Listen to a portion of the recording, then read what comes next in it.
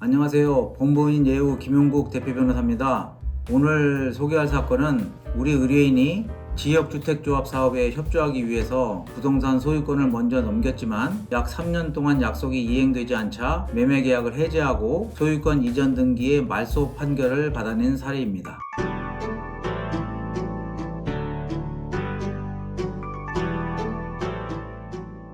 지역주택 조합 사업에 협조해달라는 말을 믿고 매매대금을 받기 전에 소유권부터 넘겨줬는데 조합이 약속한 돈을 지급하지 않는다면 어떻게 해야 하나요? 실제로는 상당히 위험한 상황입니다. 부동산 매매는 원칙적으로 매매대금의 지급과 소유권 이전이 서로 맞물려서 진행돼야 하는데 지역주택조합 사업에서는 사업 진행이나 신탁 절차를 이유로 토지 소유자에게 소유권부터 먼저 이전해달라고 요청하는 경우가 있습니다. 그런데 문제는 소유권을 먼저 넘긴 뒤에 사업이 장기간 진행되지 않거나 매매대금도 지급되지 않는 경우입니다. 이때는 단순히 돈을 청구하는 데 그칠 것이 아니라 계약을 해지하고 이미 넘어간 소유권을 다시 회복할 수 있는지를 검토해야 합니다. 구체적으로 어떤 약속을 받고 소유권을 넘겨준 건가요? 네, 우리 의뢰인 A씨는 인천에 있는 토지와 그 지상 건물의 소유자였습니다. 상대방인 지역주택조합 추진위원회는 이 일대에서 공동주택 건설 사업을 추진한다며 사업에 필요한 A씨의 부동산을 매수하겠다고 제안했습니다. 양측은 2023년 2월 매매대금을 5천만 원으로 정해서 계약을 체결했습니다. 계약서에는 A씨가 먼저 소유권을 이전하면 추진위원회가 해당 부동산을 한국자산신탁에 담보 신탁한 뒤에 매매대금을 지급한다는 내용이 들어있었습니다. 추진위원회는 별도의 확약서를 통해서도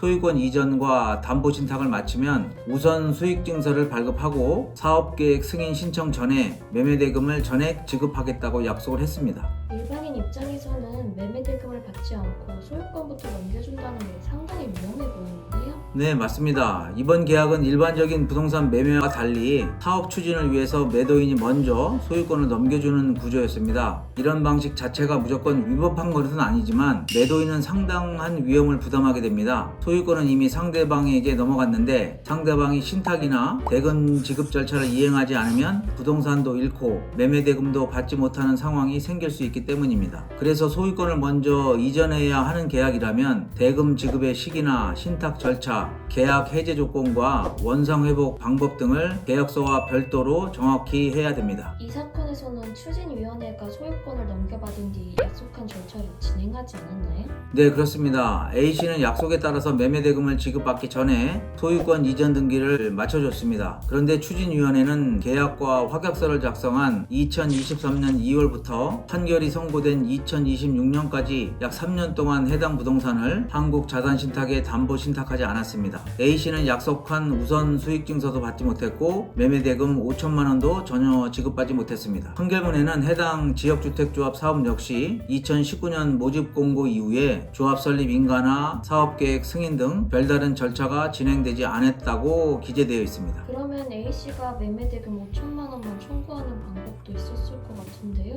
왜 소유권을 되찾는 방법으로 진행했나요? 네, 계약의 목적과 상대방의 이행 상황을 함께 봐야 합니다. 상대방이 사업을 정상적으로 진행하고 있고 대금 지급만 일시적으로 늦어진 상황이라면 대금 지급을 청구하는 방법을 검토할 수 있습니다. 하지만 이 사건에서는 약 3년 동안 신탁 절차도 진행되지 않았고 사업 자체가 실질적인 진척이 없었습니다. 그래서 매매대금도 전혀 지급되지 않았던 것입니다. 이런 상황에서 계속 계약을 유지한 채 돈만 기다리는 것은 의뢰인의 위험을 더욱 키울 수 있었습니다. 그래서 저희는 추진위원회의 채무 불이행을 이유로 매매계약을 해지하고 계약이 해제된 이상 이미 이전된 소유권도 원상 회복해야 한다는 방향으로 청구를 했습니다. 계약을 해지하면 등기부상 소유권도 자동으로 원래 소유자에게 돌아오나요? 자동으로 변경되는 것은 당연히 아닙니다. 계약이 해제되면 당사자들은 계약 이전 상태로 돌려놓아야 하는 원상 회복 의무를 부담합니다. 하지만 등기부에는 이미 상대방 명의로 소유권 이전 등기가 마쳐져 있었고 상대방이 자발적으로 말소 등기에 협조하지 않는 이상 법원의 판결을 받아야 합니다. 그래서 이번 사건에서도 계약 해제 의사표시와 함께 추진위원회 명의로 마쳐진 소유권 이전 등기의 말소 절차를 이행하라는 청구를 한 것입니다.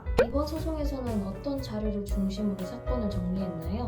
네, 가장 중요했던 것은 단순히 돈을 받지 못했다는 주장에 그치지 않고 계약 구조와 상대방의 미이행 사실을 객관적으로 보여주는 것이었습니다. 저희는 매매계약서와 별도로 작성된 확약서를 통해서 상대방이 어떤 절차를 언제까지 이행하기로 했는지를 정리했습니다. 그리고 실제 소유권 이전 등기는 완료됐지만 담보 신탁이 이루어지지 않은 점, 우선 수익 증서가 발급되지도 않은 점, 매매 대금이 전혀 지급되지 않은 점, 또 장기간 사업 진행도 없었던 점 등을 등기 자료와 계약서 내용에 맞춰서 제시했습니다. 또 소장 2번의 송달을 통해서 계약 해제 의사도 명확하게 전달했습니다. 법원은 최종적으로 어떻게 판단했나요? 네, 법원은 저희 청구를 전부 받아들였습니다. 추진위원회는 A씨에게 해당 토지와 건물에 대해서 2023년 4월 13일 마쳐진 소유권 이전 등기의 말소 등기 절차를 이행하라고 판결했습니다. 소송 비용 역시 추진위원회가 부담하도록 했습니다. 결국 우리 의뢰인은 매매 대금을 한 푼도 받지 못한 채 넘겨줬던 부동산의 소유권을 다시 회복할 수 있는 법적 근거가 확보가 됐습니다.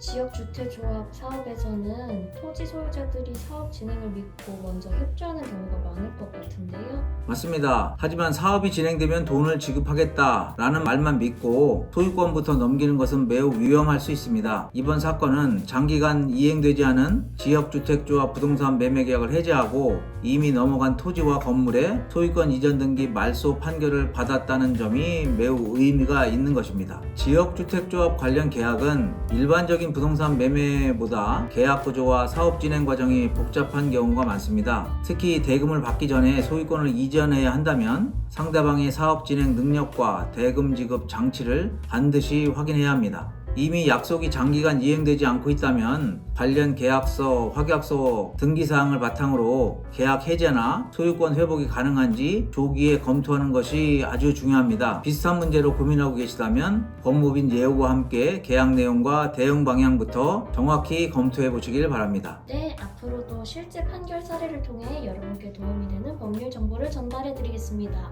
지금까지 법무법인 예우였습니다. 감사합니다. 감사합니다.